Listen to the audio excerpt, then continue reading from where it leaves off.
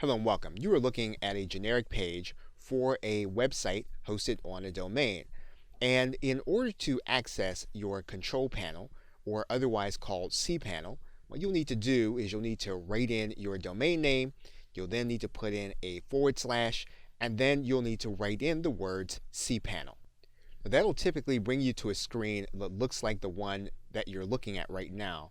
And you'll either get information from your host, or you will have created login and password information from your WHM system. Now, assuming you'll have that information, you want to write it in here, and then you want to click Login. Once you do that, you'll then be logged into your cPanel. You'll see at the top here you have an icon you can use to log in and log out. You have a drop-down menu where you can change your password and security.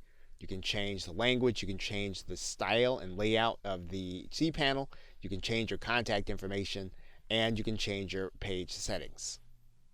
Anytime you want to come back to this page, you'll be able to use this home button, and that'll bring you back to this front page where all of the icons are.